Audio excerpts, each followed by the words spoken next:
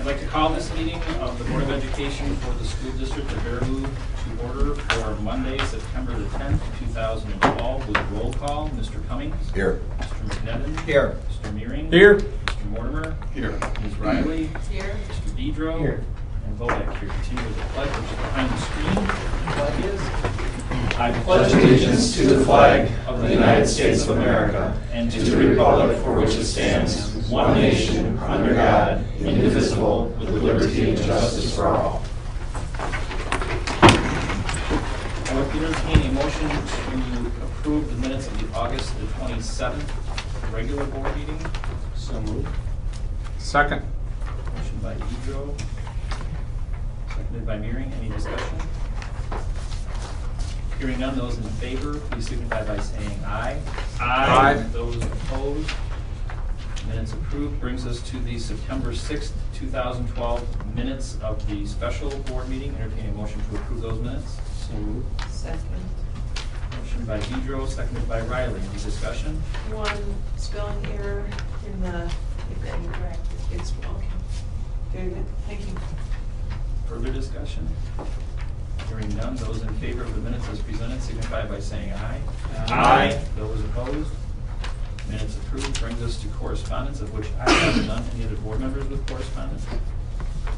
Administrative correspondence? I have one communication from the Department of Public Instruction notifying us that Al Behrman Elementary has been approved for a, words here, fresh fruit and vegetable program grant allocation this year in the amount of about $1,600.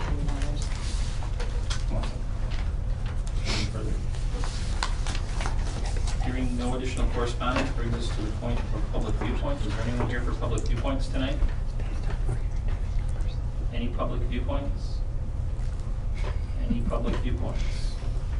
Hearing none, I'd like to move on to agenda item 4, which is continuous school improvement. And first up is the sharing from the pre-session professional development. We have a PowerPoint that looks like. No, it's a Prezi. It's a Prezi. That's yeah. kind of confusing. Yeah. It gets her out of paying $1. Here tonight to share some feedback and highlights from our 2012 pre-session days with the staff professional development. And to highlight what was most significant, I felt, was we were able to get Dr. Judy Elliott to come and speak to the staff about multi-tiered systems of support, which means PBIS and RTI in a marriage together. And that is a big focus of our strategic plan, and we thought it was important to bring her and her caliber to our staff to hear her success stories in Los Angeles Unified School District, also in Portland, Oregon. She's actually been doing a lot of work with the reauthorization of the No Child Left Behind Act, or ESCA. So she came and talked to us about a number of things, and you can see a picture there of our staff, and we did some round tables and balloons in a hot gym that day. And what we learned, she really stressed again that all students can learn, and she actually used some of our own belief survey data from last year to highlight that, and she challenged us to put our belief survey data up against our achievement data, and if there's a disconnect, to talk about why that is as a staff. She also talked to our staff about data drives all decision making, and she really hit that home, and our staff commented that on their feedback. She talked about embracing change and that that's the new norm for us as a profession. And that with that change, looking at the response intervention framework as an important school improvement process, and that we're not the only district in this. This is a nationwide movement. And then she also cautioned, to back up, she worked with our instructional coaches for about an hour and a half, and they had an opportunity to ask her questions about her successes, her strategies in making change happen with that coaching model. And she gave us some great strategies, particularly for our coaches that are stipend coaches and how they can have an impact on coaching even though they're full-time teachers. So that was really helpful, and I got a lot of great feedback from our coaches about that. And then in the afternoon, she also met with our middle school and high school staffs and talked to them about their intervention enrichment periods, or TI time at the middle school. And she cautioned us and really challenged our beliefs about making sure that those intervention schedules don't become punitive. We're making sure during that time that students are getting intervention that they need and enrichment that they need. And with the rest of the kids, we have a lot of great activities planned, and she wants to make sure that we make sure that doesn't become punitive for some students. So we've been having some good conversations about that. I just shared a quote, and it is small on here. That's disappointing, but the quote here from a teacher said, "We can improve the rate of learning through high-quality instruction matched to student needs, and we should use performance to make decisions. I want to continuously ask myself if I am happy with my data when I look at assessment scores and use the answer to determine next steps." We also had Naomi Harm come back, and she's known as the Innovator Educator. She shared some more instructional strategies and 21st century learning techniques with us. And Naomi, I have some quotes here, I won't read them all, but Naomi stressed the importance of a highly collaborative environment and using spaces differently. So again, supporting a component of our strategic plan and having our teachers think about how they set up classrooms. Another teacher said, "I will be working on a new class blog to further engage parents and the community in ways that are meaningful to them in this digital age, and feel that this is a good 21st century goal. Also, I will be looking for ways students can integrate technology into all areas of the curriculum." Naomi will be coming back 2 other days yet throughout the school year to work with different teams. We also were fortunate to bring in Troy Hicks from the Central Michigan University. He's known for his work with literacy across content areas, particularly at the secondary level, so we wanted to bring him in and talk to our middle school and high school teachers, since that's part of both of their academic SMART goals. And also he has a wealth of experience in instructional technology, so it was a nice add-on to the day when Naomi was here. Again, some great quotes, and I will share this out to you so you can read these up close and personal later. But some things that were shared, they liked how he was able to give them strategies and talk to the teachers about how to relate technology to where our students are as digital natives. Actually, today, Melissa Hansen called me and she said, "We just got a phone call from an entrepreneurial group out. I don't know where they're located, but they asked what we did a couple weeks ago because a number of Bare Boot teachers were downloading their free product, and it was from Troy sharing a product called Sightliner, which allows teachers to upload any reading material to the site, and then students can highlight with their devices, and then it creates note cards for them. So apparently a number of our teachers found that useful, downloaded it, so they asked if they could come here and share a different product with us for free, and use us kind of as a pilot, and also provide free professional development. So that was an unintended consequence of the day that we were pretty excited to hear about today. With our elementary staff on that day, we also had everyday mathematics consultants come and work with our elementary teachers. The reason we did that is we still want to continue to focus on our math instruction, but over the summer, we really haven't had an opportunity to share this with you as a board. We found out that we were granted the Common Core version, or state standards version of everyday math at no cost. So we have brand new materials for the district using that new version, which will allow our teachers to best implement their identified essential learning targets.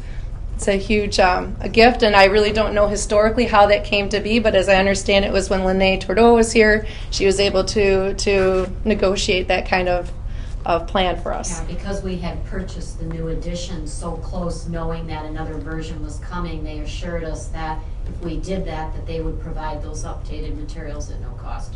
And what grade does that cover? That is pre-K through 6th grade. 5th grade, sorry, 5th grade. So that's a pretty significant, in my last district when we first adopted everyday math, it was an $80,000 adoption. So to get those materials at zero cost was a nice gift. And our teachers were ecstatic. So it's nice that we had those consultants here that day to roll out those new materials and talk about how to use them in their classrooms. Is it a significant upgrade, or was there a lot of... The third edition that we were using is about 80% in alignment with the Common Core. Okay. So there's some new instruction or lessons in those materials. Now, we also added the software complement to that, correct? Correct. It's called the eSuite package, right? Okay. It allows our teachers to do a lot of online things with students and communicate with families. But we also purchased a couple years ago, Mary Freitag is our consultant. She has assessments that are matched to the instruction materials, and our teachers rely on those quite heavily. And then with our kindergarten teachers, we did the Kindergarten PALS training and certification, which is a necessity by October 1st. That's with our new screener from the DPI. So we went through that training and made sure that all of our kindergarten teachers are ready to administer that new assessment coming up here in the fall. Is that a reading assessment? It's early literacy skills, Yeah. yes. Okay. And then lastly, we also provide a number of instructional technology offerings, and these were really facilitated and organized by Matt and his staff of Google-trained teachers, so our very own teachers. I've talked about, we brought in a lot of these great national speakers and international speakers, but we also had our very own share their expertise, and so many thanks to our teaching staff, and we had a lot of great feedback from our staff regarding those offerings, and we'll continue to do that throughout the year. So we're on our way forward, and I just wanted to share 2 quotes that I thought summed it up. Thank you for all of the high-quality offerings, and from one of our very brand new teachers, thank you to the School District of Baraboo for all of these awesome learning opportunities. I am honored to be a part of this team. So I think overall it was very successful pre-session, and it's just the start of lots of work that has to come yet. And somewhat related, with professional development, I wanted to highlight too, recently our district has received notifications on a number of proposals that were sent out to present at some regional conferences and state conferences. And so we have 2 proposals that were accepted at WSRA, which is the Wisconsin State Reading Association. So we have a team of literacy coaches that will be presenting in February, along with Jane McMahon, who's right behind me, with Rita Ehlert, and they're going to do a session too at WSRA on using literature circles. So we're excited about that, and just on Friday we were also shared that there will be a presentation from our district at the school board convention on building capacity, maximizing capacity for student learning. So we're very thrilled to share that with you tonight as well. Lori was dancing in the office. I was. I didn't know we were supposed to talk about that. Okay. That's not on the presentation. No. So any questions on the professional development that I just shared? And you'll be hearing more about those, and we will definitely, whether it's having our staff go out and present at these kinds of events and organizations, or whether it's just sending a team out to participate, we want to continue to have those people in front of the board and our leadership team and share that information. Did we miss honoring the recognition to Abe for, that's been put up on our website? It is on our The website. yep. We did celebrate with a little cake. I know that they're planning a bigger celebration for their families and students, and we do plan to come back after the October 2nd ceremony and probably have the teacher and John present to the board on that. Just as a formal announcement to our community, to remind them that Baraboo School District is being selected to make presentations on its student achievement and forward movement, and the Department of Public Instruction is also identifying many of the things that we're doing that are moving toward the fulfillment of our strategic plan, specifically student achievement. Great segue into the next item. Yes, the next item is Agenda 2017, which is Tony Evers' ambitious plan to improve education in the state. And I did include for you on the tables a letter that was already placed in your mailboxes and also was available for our families during our open houses. And really there are 4 central areas to his plan. It's focused on standards instruction, assessments and data systems, the school and educator effectiveness, and the finance reform. So instead of a PowerPoint, we thought we'd share with you his promotional video here.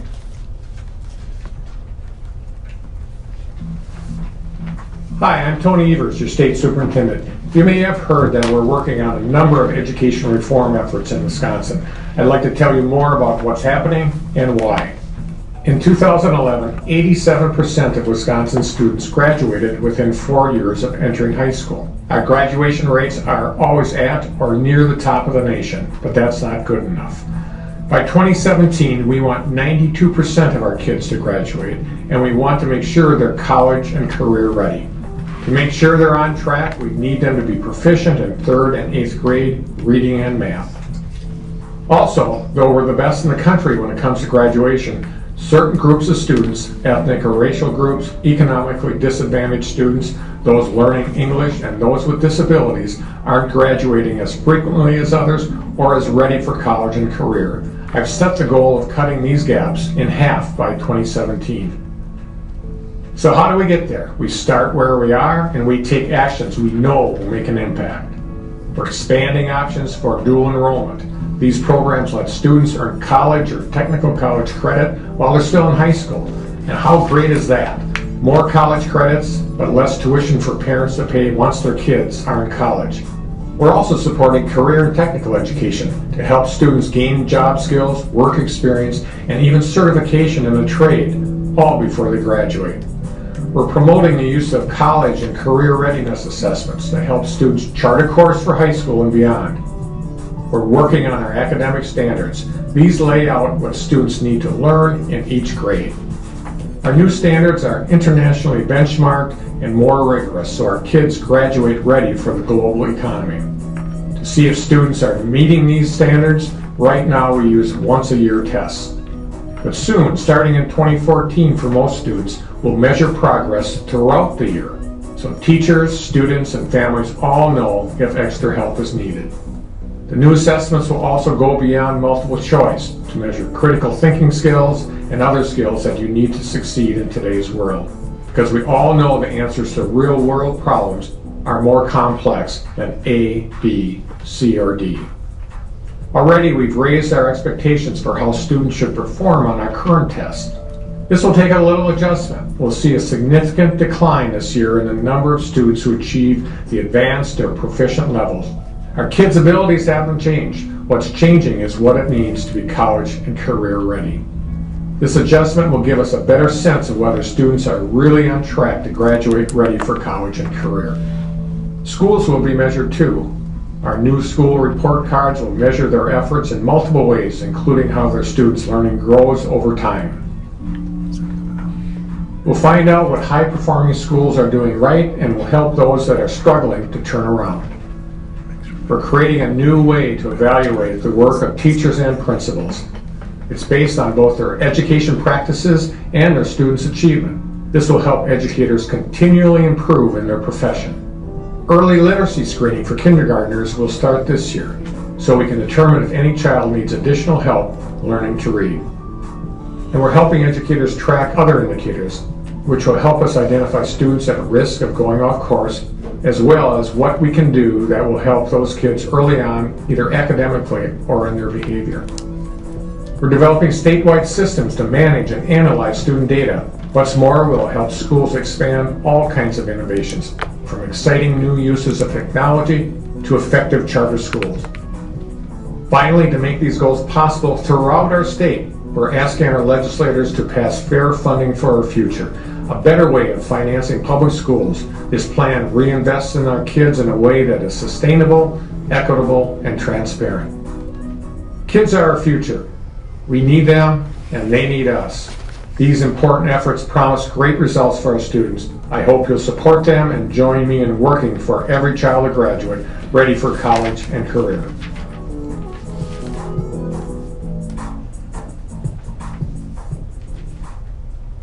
Okay, so just a couple of things I wanted to highlight that the district is already doing in working towards Agenda 2017.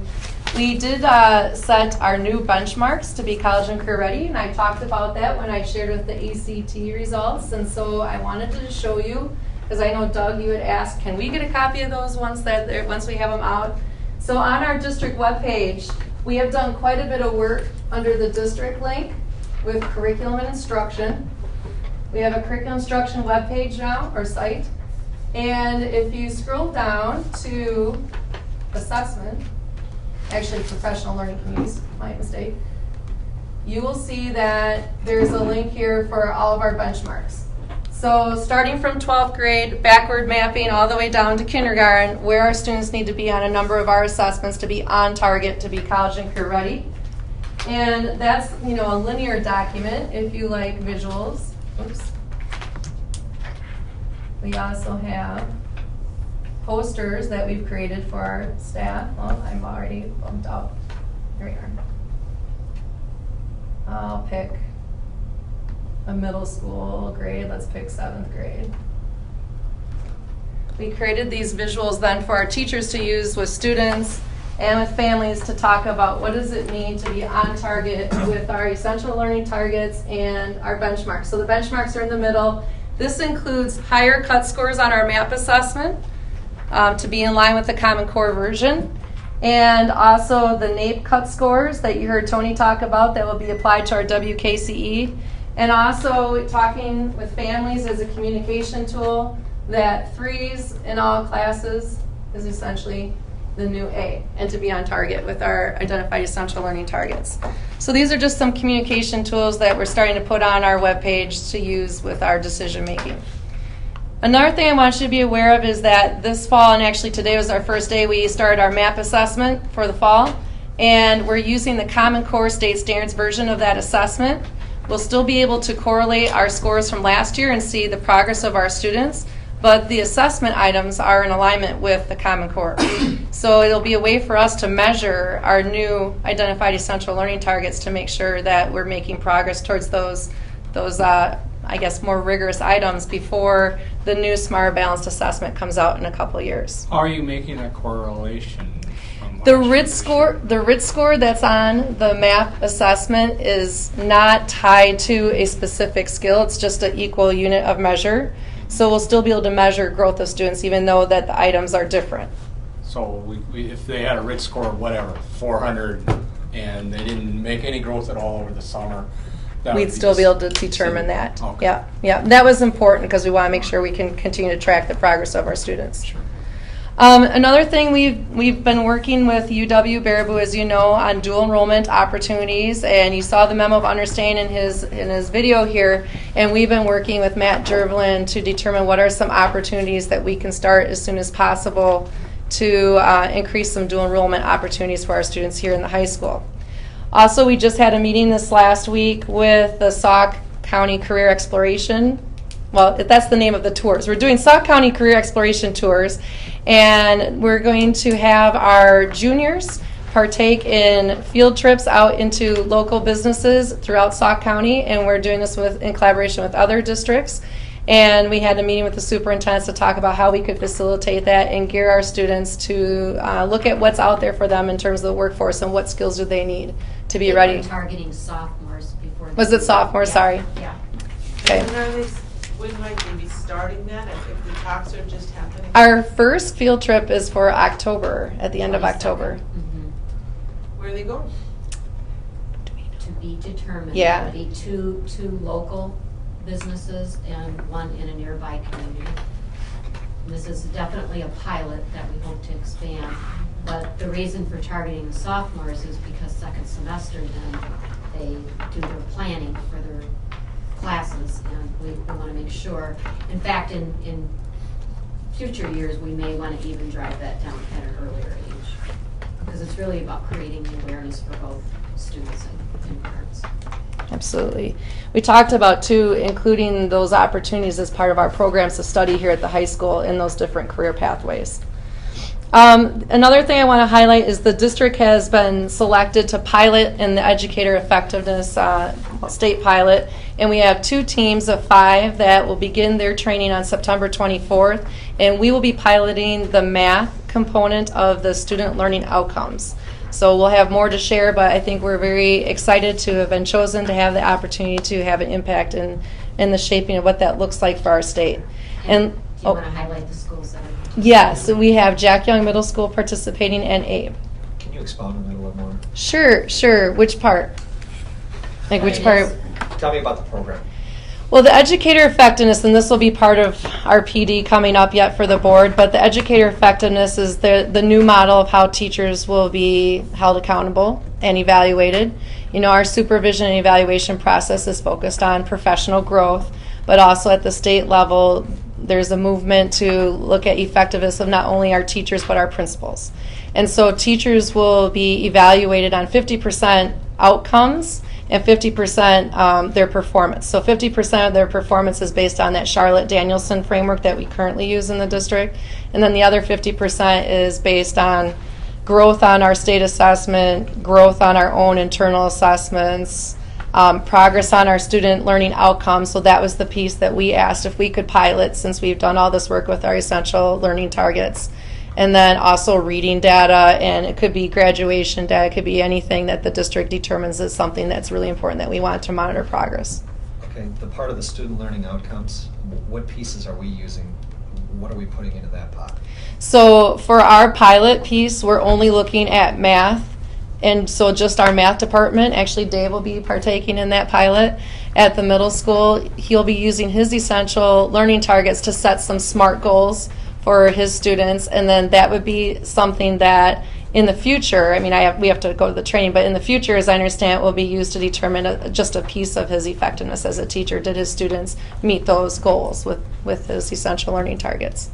And then at ABE, it's going to be, again, focused on just math at that 4th and 5th grade level that we're looking at. And I think we can share more information after the training and as we go through the pilot, because we don't have all the information yet, but we know that we're in a good position to be able to pilot this because the teachers have done a lot of that work up front last year. Did I answer your question? You're in the range, you're almost there. Need another President's line?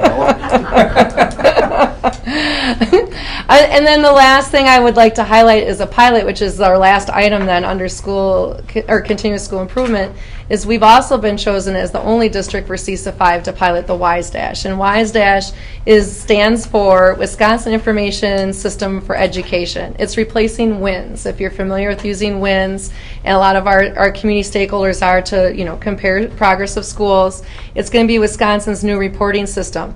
It serves as a data warehouse, and it's also a dashboard, so it allows teachers and families to manipulate what data is available. Obviously, internal data is available to the district, and then different data is available to our outside stakeholders. But it's a single portal for accurate and timely reporting. The intent is to improve educational outcomes and identify professional development needs. So I'm not going to show you any data, I can't, but I did want to just give you a peek of what it looks like.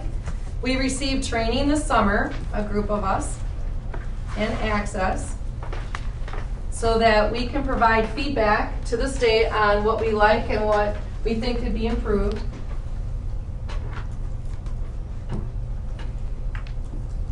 And as it's pulling up, it allows us to only look at certain pieces of data so far. We can look at enrollment, we can look at attendance, we can look at our WKC data, ACT data, and AP data, so AP exams.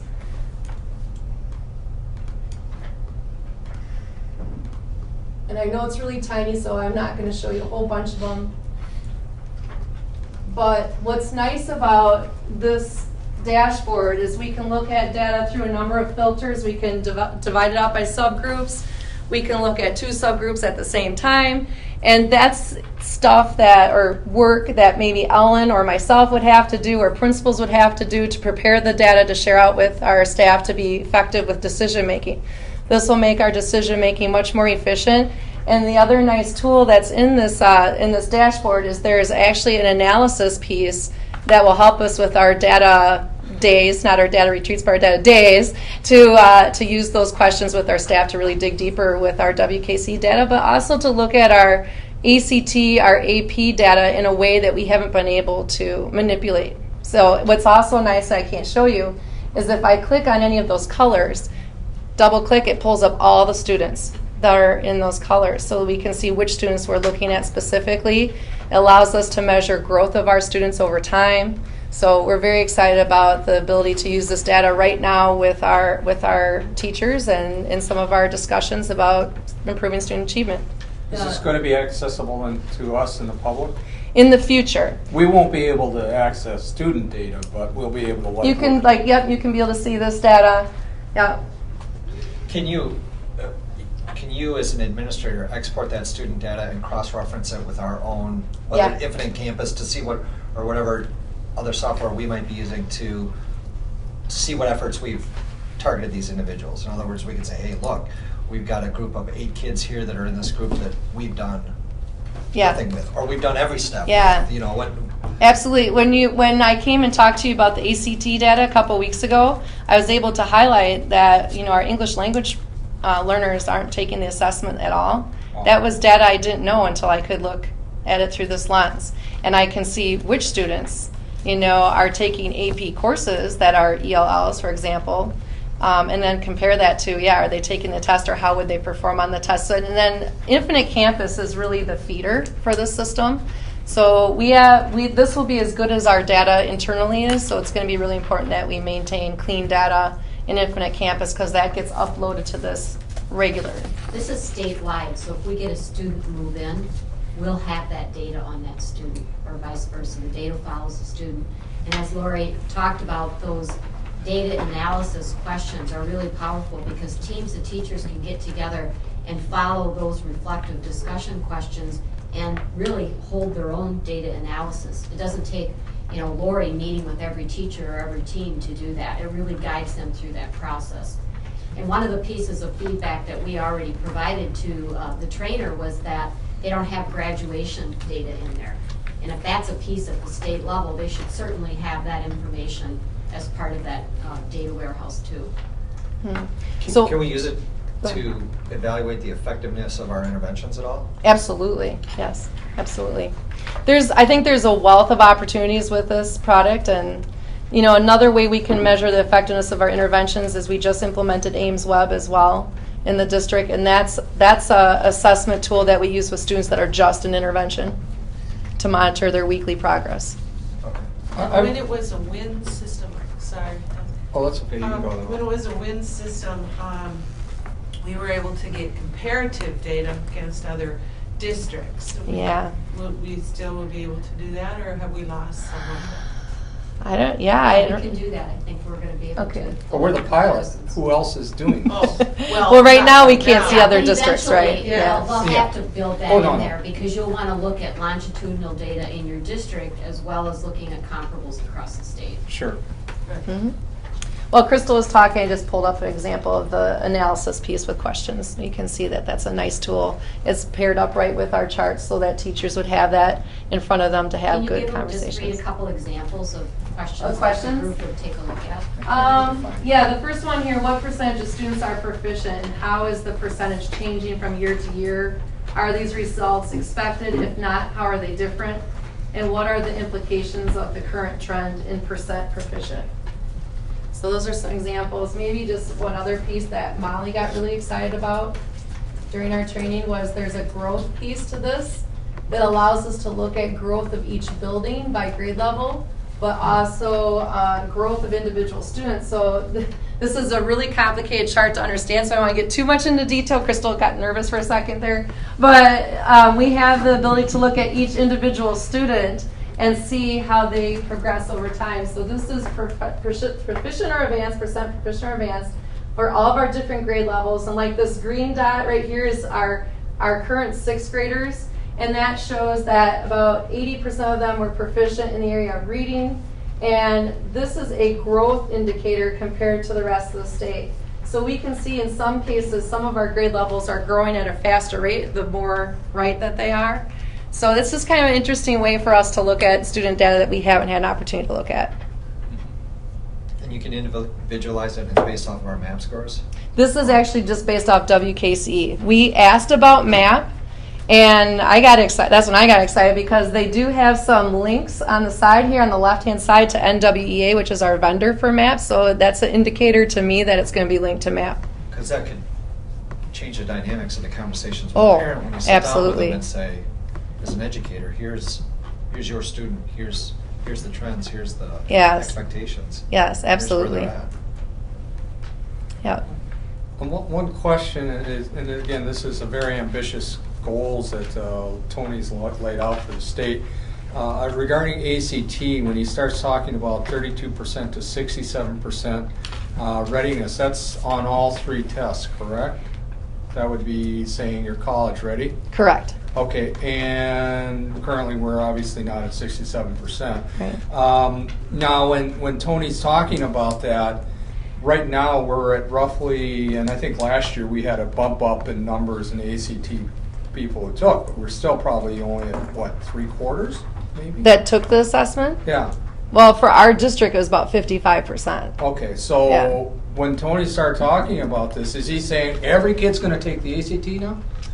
That's a very political question, Doug. I'm a We don't political know. kind of We don't know guy the answer to that. sometimes when it comes to dealing with the state and saying, what do you actually mean by this? That's where we think it's headed. Yeah, that would be ideal. But so in actuality, many of the students, and I'm not saying that all students that didn't take the test couldn't have done well on it, but when we start going from 55 to 100%, the numbers would probably, or we would, and again, we're going to try to get all kids up and going, Right. would drop down. Yes, yep. And now we got to suddenly say we're getting everybody up to that level. Right. When Illinois adopted the ACT test as their state accountability assessment, they saw a significant drop in their overall state average because everybody was assessed. Yeah. But then what's so powerful about that is in 5 years' time, they were able to bring that average back up for everybody.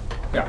Correct me if I'm wrong, but Depending on in an earlier report, Matt Jergelin shared with us that 70% of our juniors, and all juniors, took this assessment. The UW placement The exam. yeah. UW placement tested ready for the UW system.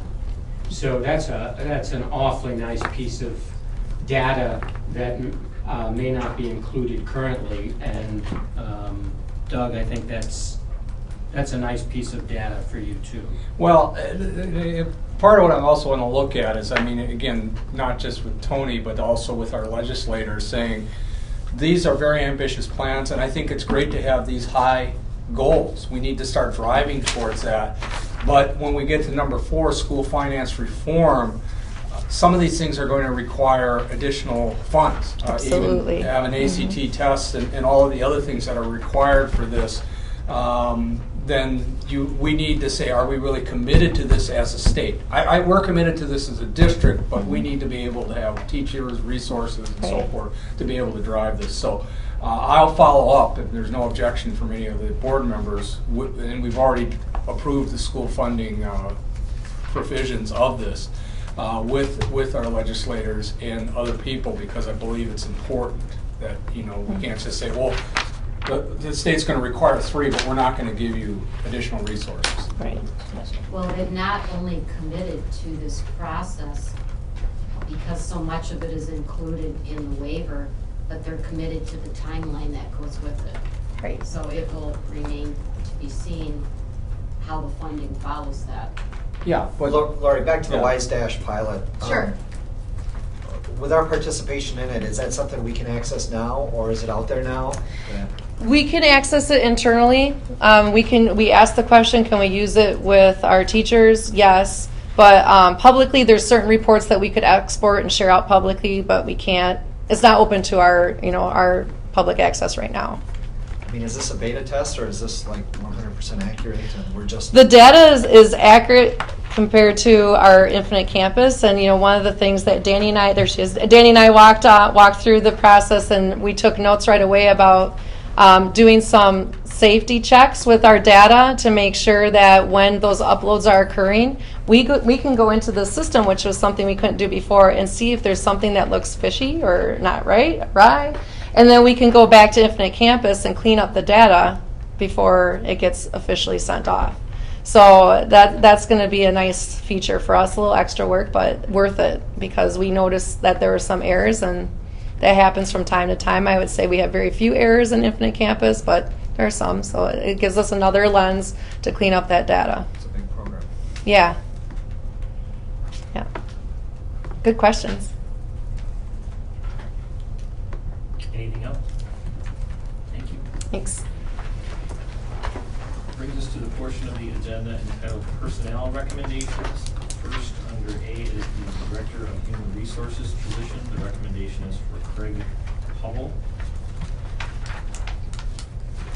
Communication was sent out earlier to the board with the recommendation and qualifications. So I would entertain any questions at this time. Yes, I was part of the process. We had 3 really strong candidates and diverse. Craig kind of stood out heads and shoulders above the rest. It's fortunate that we had such a qualified applicant, but then, to add to those qualifications in HR is the fact that he's got a law background and spent a lot of time in HR law. One of the neat things that he talked about was being a teacher. He's bilingual in Spanish, and so he talked about his enjoyment as a teacher and the things that he learned as a teacher that I thought tied in very nicely with our educational environment. So I guess after being part of the process and the interview team, I'd make a recommendation that we hire Craig. Second. Motion by Mr. McDevitt, seconded by Mr. Pedro. I have a couple of questions for Crystal, I guess. Apparently, we have qualified staff down there doing that human resources work now, because we haven't had a human resource person for quite a while, correct?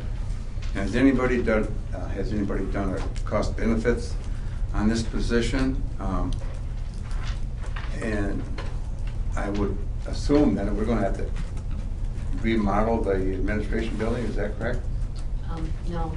To answer your first question, yes, when we had Sherry Holterman lead, there were a number of areas of human resource management that we divvied out to both certified staff and non-certified. However, a lot of the time and on a lot of those personnel related matters, we still had to confer with legal counsel, whether it was complicated FMLA or workman's comp or issues related to performance plans and things of that nature. So what we've done is we've brought all of those staff together to make sure that we're covering all of those areas under the new job description.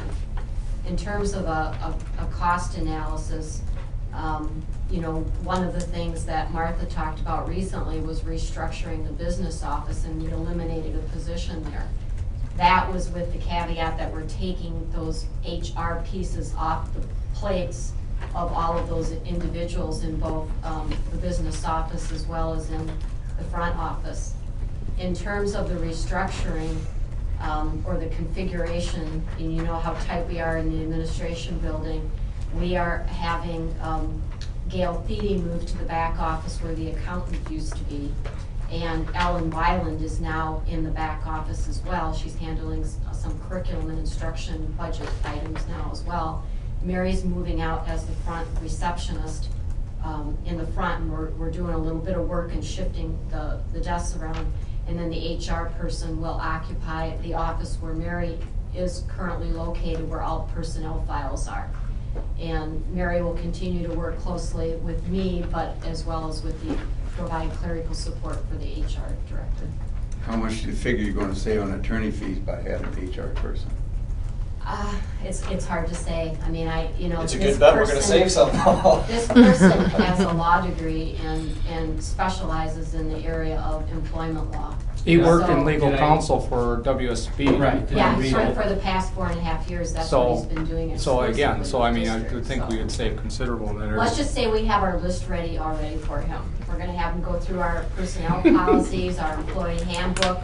When we were going through the interview process, he picked up on a question on our application form that we should not have there. So we're really hoping he's going to be a great resource for the district, the employees, as well as the leadership team and the board to help provide some direction there. And correct me if I'm wrong, this board approved this position, approved a range of salary for this position, and did so with an understanding of how all of the pieces that you've described fit together, further not only relieving some in the administration building from handling human resource areas, but also freeing up you as our educational leader to carry forward many of the objectives that Lori has laid out for us and that the state is requiring of us.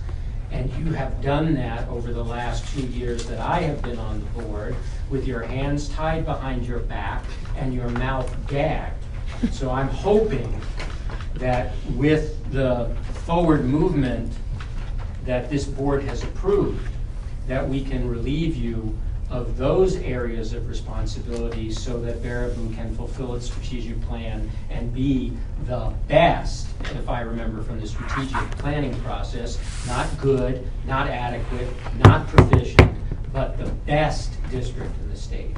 Well, and I think that this person can provide a level of customer service to our employees that they deserve. Right now, all of these functions are decentralized.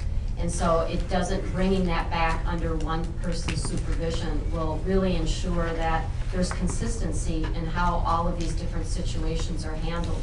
And to be more proactive in getting those resources and information out to staff so that we're not responding by having them come to us and ask, that we're already one step ahead of the game and sharing benefits and talking about processes and educating our staff on some of these issues. So, well, and I don't want to diminish the effects of Act 10 either. We went from a union contract with a very managed benefits system that everybody knew and understood to everybody being up in the air. What's it going to be like? What does tomorrow bring? There's a lot on the plate for an HR person, that's for sure. And I would agree with you, Sean. I mean, in 2008, before Act 10, we had a report, and obviously outlining the need for an HR report person in our school district. In many similar sized school districts had an HR person, and this is before Act 10. And I think our needs are even higher now than they were then. So I basically believe that we need to move ahead. I think we'll save in legal costs. I bet you there's things that our HR person will be able to do in managing our insurance capabilities that can save us. And again, there's always the possible legal issues that can occur where a contract goes bad or something that could be handled better when we have a professional HR person. So I'm definitely in favor of moving ahead with this. So we're going to have to pay him about 130, aren't we? the recommendation is 100 for the salary. I believe the average that we had put together, the range was 105 to 115. His wife is a state employee. They are not taking insurance through this district. So that's a big savings there. That could change tomorrow too. It could change. And those ranges are based upon, and I think you gave that in the report. Could you repeat where those were from? That was from the North and South Badger Conference. Okay. And then the state average for that position is 108. Okay. And you have to understand that this person is coming in with some really solid background experiences. Mm-hmm. I mean, I think it's unusual, his background, that you have 10 years of teaching at the secondary level, teaching and coaching, the bilingual piece, and then just his association with multiple school districts and the School Board Association and employment law. I mean, that's, like Sean said, I was very impressed by the pool of candidates that we had this time. Mm-hmm. I think the educational leadership team, now led by you and Lori, have made a remarkable difference in our forward movement. And I believe that Martha, joining us in the front office, and this position will do exactly what our educational leadership has done. It will move us forward substantially. And I'd like to call a question on the motion. Well, Bed's got more questions. Got more questions here? Okay. What are we looking at transition start date? We're looking at October 1st. And in the past, we've brought in different attorneys from Boardman and Clark or Latham from Clark to do in-servicing with our staff, whether it was dealing with the topic of bullying or whether it was supervision and evaluation of employees. And we're going to have somebody in-house to help us with some of that professional development. Just to be formal, I'll withdraw my call for a question on the motion. So then under Act 10, he'll have less to do with contract than we had before. Right? He would still play an essential part in the collective bargaining process. And, you know, that's a role that he's had both pre-Act 10 and post-Act 10 with multiple school districts. he worked with various school districts in implementing different versions of the employee handbook. And so, and I am anxious to get him on board and take a look at what we have and offer his professional opinion. Any further questions? Hearing none, having a motion and a second, those in favor of the Director of Human Resources contracting offer to Craig Hubble, please signify by saying aye. Aye. Any opposed, signify by saying nay. Congratulations, Mr. Hubble. Thank you. When's it start? What date? October 1st. Brings us to new business, and I will turn to Chair of Policy. Oh, but you skipped one. The extracurricular side. Oh. Okay, so let's, sorry, back up to B under Personnel, which is the 2012-2013 extracurricular assignments and compensation, which was included in your board packet, along with some explanation. Entertain motion for that. Move to approve. Second. Questions, any questions? Just a brief question. It looks like we were making some changes in our extracurricular athletic assignments where we distinguish years of service, but we don't do that for non-athletic? Bill? Well, Or whatever? Erin, was the primary contact person in working on this, and we were looking at comparables. Not all districts have all of these. Some of these positions are specific to and unique to individual school districts. Sure. And we looked at really feeling that the greatest benefit in continuity of any program was in that area of in the area of athletics. Sure. And we looked at just the one fair compensation piece that will be obviously evaluated every year for those positions. We had more turnover in those other positions as well, and so even the tracking of that might become very difficult. This is a transition year. Sure. We did share this out with the BEA weeks ago, when we started in on this discussion, and they felt that it was a fair approach this year. Okay. I do concur with Doug that as we move forward, we should ensure the fact that the service in whatever position it might be, art, physical ed after school, that there's a way to track the longevity as well. Because the people who do that work in the arts and in other areas too are highly competent. And we also talked about several positions and having it be advantageous to purposely rotate those positions, to share that leadership and build that capacity in our district. So that's another way to look at that. Lori is working on a process in a proposal form, much the way we do with new course offerings, so that there's a process in place for teachers who want to bring an idea forward and talk about that with the board. Further questions? Hearing none, having a motion and a second on the floor, those in favor of the acceptance of the assignment compensation schedule as presented signify by saying aye. Aye. Those opposed signify by saying nay. Thank you. Now to new business, and I will now turn to Chair of Policy, Mr. Good. I think I wasn't ready before. I'm ready now. Okay, I would like to move, my motion is to move and to waive the second reading of the approval of the following policies based upon our approval at the last board meeting. I knew you would like that. I'm going to read them all. Yeah. 153, school board evaluation. Number 2, 334.1, elementary and secondary education act program evaluation. Number 3, 342.4, programs for children at risk. 423, public school open enrollment. 447.2, seclusion and restraint. 512, harassment. And 533, professional staff recruitment and hiring. And that is my motion, that we approve those as a blanket. Second. Motion by Nearing to waive the second reading, seconded by Devlin. Any discussion? Hearing none, those in favor signify by saying aye. Aye. Those opposed signify by saying nay. Motion carried. Thanks, Doug, for your work and the rest of the committee. You're welcome. Brings us to B, which is the ratification of the Board of Education Fairview Secretarial Clerical Organization Master Contract for 2012-13. We do have a board member that has a spouse that's in that bargaining unit.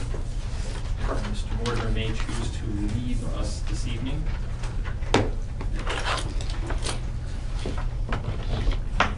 Good night. Good night.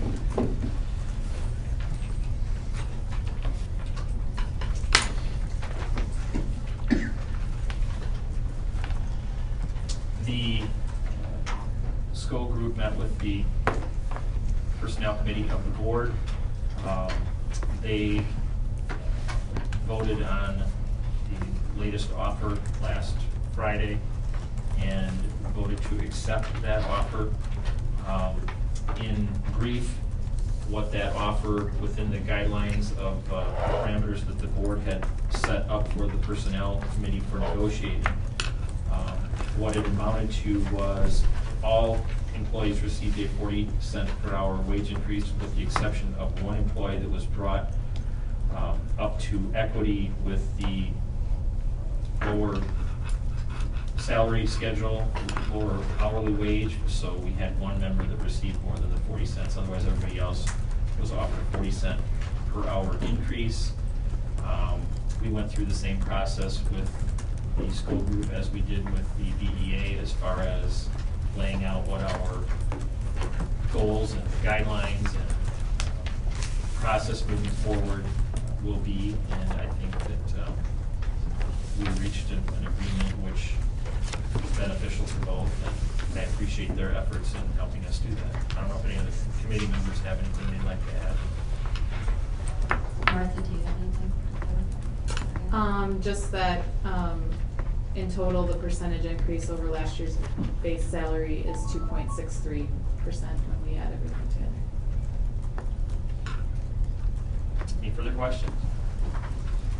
Hearing none, I think that we then entertain a motion to accept that, ratify that. Move to approve. Motion by Ms. Neville, seconded by Vedro. Any further questions? Hearing none, those in favor signify by saying aye. Aye. Those opposed signify by saying nay. Hearing none, the agreement is passed. And again, thanks to the school group for sitting down with us. Brings us to C under new business, which is the resolution approving the supplemental pay for the school bargaining group. And rather than reading the resolution in its entirety, we're going to turn to Martha to highlight it for us. I'll second I'm it. just going to read one paragraph. This isn't the Mike There's a Jelko motion and a version? second on the floor. The Martha version. The Mike Jelko version. So, in addition to the 2012-13 negotiated hourly base wage for the current district registrar, effective July 1st, 2012, the board will provide non-base wage building supplemental pay in an amount equal to 50 cents per hour to recognize duties performed that directly impact the district's state equalization aid through the enrollment data collection and reporting process. Okay, I heard a motion. I didn't hear a second. Was there I said a second. Motion and a second. Any further questions? Hearing none, those in favor of passing the resolution approving the 2012-2013 SCO supplemental pay signify by saying aye. Aye. Those opposed signify by saying nay. Move to adjourn. Second. Those in favor of adjourning? Aye. Aye. Those opposed? Thank you. Dream if it's going to happen in 2 weeks. 2 weeks. Not going to happen, Gary.